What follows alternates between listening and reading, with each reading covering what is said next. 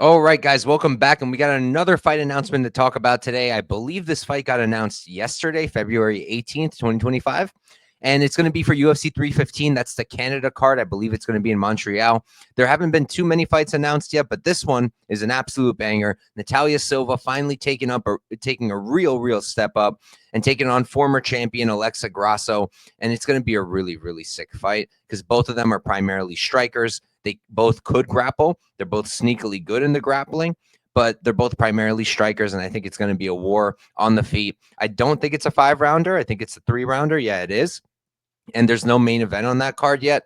If I had to guess, knowing how the UFC does Canada, I think they're going to do Shevchenko versus Fiorot for the main event, or Shevchenko versus Wei Li for the main event, whichever one of them is getting the first chance. I feel like it should be Manon, but we'll see. I think that's going to be the main. But Natalia Silva, Alexa Grasso for the co-main, or one of the fights up there on the main card. Really good matchmaking. Really sick fight. And like I said earlier, it's the proper step up for Natalia Silva because she came into the UFC. She was a huge underdog to Jasmine Jasudavicius, who's also killing it now in the division. And she was a big underdog. I bet her there. And she was kind of just an unknown commodity. Nobody really knew her. On the regional scene, it looked like she had some grappling, but didn't seem like much of a striker. And then it turned out she was an insane striker, and she can grapple too. She can wrestle. She can defensively wrestle. She can stuff takedowns. She can scramble. Her jiu-jitsu is kind of sneaky too, but her striking is what sets her apart. I think Personally, I think she's probably one of the best, if not the best striker in the division. She's definitely up there. Just the way that she angles off, she's creating angles, then she'll land her shots, angle off. She's just so good at striking, at fighting overall. And then let's not forget about Alexa Grasso. I know she just lost to Valentina Shevchenko. I did bet Valentina there. That was nice. Felt good to finally get that back. I felt like Valentina in all their fights was the one winning most of the minutes, but was losing on the moments. And she did get finished that one time. That was a finish, right? Yeah. And I do think that Grasso is also a really good striker, an elite striker, one of the best in the division. Also, sneaky submission grappling game. Not the best wrestler, not the best takedown defense, and that could be a path for Silva. This is a spot that I'm definitely going to have to tape before I make like a decision on where I'm at, who I think is going to win for sure. But I do think Natalia Silva is going to win. I just think she's next. I think she's the next big thing. And I think that when she does win that title eventually, I don't think anybody's going to take it from her. That's my personal opinion. She's still really young.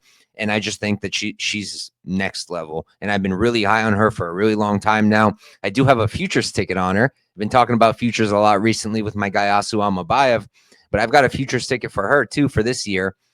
Now, when this fight got announced, I got pretty happy because obviously this is the title eliminator and is going to say who's next for the title. But there's a line. And now everything got even trickier because you had Valentina and Manon. That was the clear next fight. Manon's just been waiting for it. And then Wei Li had such a dominant performance against Suarez, and kind of there's no one left for her down there at strawweight. So now they're talking about Wei Li coming up.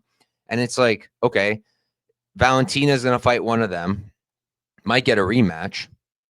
And then if she loses, she'll probably get a rematch. And then if she wins, she's got to fight the next one. So is she going to fight Wei Li? Is she going to fight Manon after, or Manon and then Wei Li in 1 year, and then also fight Natalia Silva? I don't really see her fighting 3 times in a year. I don't know the last time she's even done that. So probably not the safest ticket, but I feel pretty good about it because if there's the opportunity, she's going to get it if she wins against Alexa Grasso. And personally, I do think she's going to beat Alexa Grasso. I really do. I think she's a better striker. I think she has more power. And I think that out of the two of them, she's got the grappling upside. Do I think it's going to be easy for her to wrestle Grasso? No, but I do think she can do it. And I just think overall, she's a better fighter and on a really high trajectory right now. And I think she's going to be one of the best women to ever do it when everything is said and done. When she ultimately retires many years down the road, I think people are going to say Natalia Silva was one of the best fighters in the female divisions and maybe one of the best fighters in the UFC overall, because I think she's that good. Now, the card itself, it's still coming together. Not too much good stuff yet. Like Marc-Andre Barriault, Bruno Silva, kind of loser leaves town match. Haley Cohen, Nora Cornell, Brad Katona versus Beskat Almakhan. That's the guy who made his debut just to fight Umar. and hurt Umar and then got beat up for 15 minutes afterwards. But that's a good fight. That fight I'm excited about. That's a compelling matchup. Hopefully they fill it out. Usually they treat Canada pretty poorly and don't really give them too many good fights, but already they gave them a banger with Silva Grasso. And the line is already out. And believe it or not, they opened as a pick 'em, and I really, really wish I had my bet online open because I would have bet that. But I would have bet that hard. Now she's minus 190 against Grasso, and honestly, it feels crazy because it's a big step up. It really is. Her last fight was against was it Andrade? Her last one?